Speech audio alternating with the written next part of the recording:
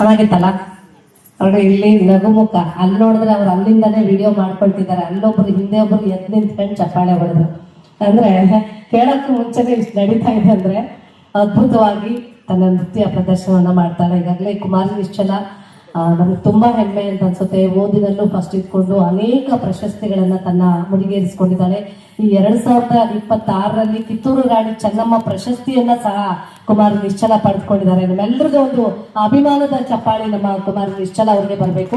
ಯಾಕಂದ್ರೆ ಇಷ್ಟು ಸಣ್ಣ ವಯಸ್ಸಿಗೆ ಅಷ್ಟು ದೊಡ್ಡ ದೊಡ್ಡ ಸಾಧನೆಗಳನ್ನ ಮಾಡ್ತಕ್ಕಂಥದ್ದು ಅದು ಬಹಳ ಸಣ್ಣ ವಿಚಾರ ಅಲ್ಲ, ಬಹಳ ದೊಡ್ಡ ವಿಚಾರ ಅದು.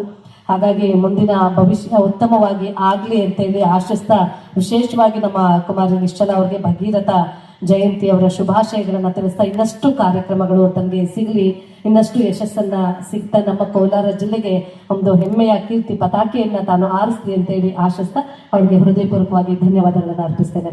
ಬಂಧುಗಳು, ಇವತ್ತಿನ ಕಾರ್ಯಕ್ರಮಕ್ಕೆ ನಮ್ಮ ಕನ್ನಡ ಮತ್ತು ಸಂಸ್ಕೃತಿ ಇಲಾಖೆ ಅನೇಕ ರೀತಿ ಸಹಕಾರವನ್ನ ಕೊಡ್ತಾ ಇರುತ್ತೆ. ಅದರ ಭಾಗವಾಗಿ ನಮ್ಮ ಕೋಲಾರ ಜಿಲ್ಲೆಯ ಹೆಮ್ಮೆಯ ಗಾಯಕರಾಗಿರ್ತಕ್ಕಂತಹ ನಾಟಿ ಕೋಳಿ ಈ ಕಂಬಳ್ಳಿ ಮಂಜು ಅಂತಾನೆ ಹೆಸರುವಾಸಿಯಾಗಿರ್ತಕ್ಕಂತಹ ಖ್ಯಾತ ಗಾಯಕರು ಈ ಕಂಬಳ್ಳಿ ಮಂಜು ಅವರು ಅನೇಕ ಗೀತೆಗಳನ್ನ ಹಾಡಿದ್ರು. ಬಹಳ ವಿಶೇಷವಾಗಿರುತ್ತೆ ಅವರ ಧ್ವನಿಯನ್ನ ಕೇಳಲಿಕ್ಕೆ, ತುಂಬಾ ಖುಷಿ ಅನ್ಸುತ್ತೆ. ಇವತ್ತಿನ ಇಡೀ ಕಾರ್ಯಕ್ರಮಕ್ಕೆ ತಮ್ಮ ಹಾಡುಗಳ ಮುಖಾಂತರ ಮೆರುಗನ್ನ ತಂದುಕೊಂಡ್ರು. ಈಗ ಮತ್ತೊಂದು ಗೀತೆಯನ್ನ ಅವರ ಸಿರಿಕಂಠದಿಂದ ಕೇಳೋಣ. ಶ್ರೀಯುತ ಈ ಕಂಬಳ್ಳಿ ಮಂಜು ಅವರನ್ನ ನಾನು ಪ್ರೀತಿಪೂರ್ವಕವಾಗಿ ಸ್ವಾಗತಿಸ್ತೇನೆ.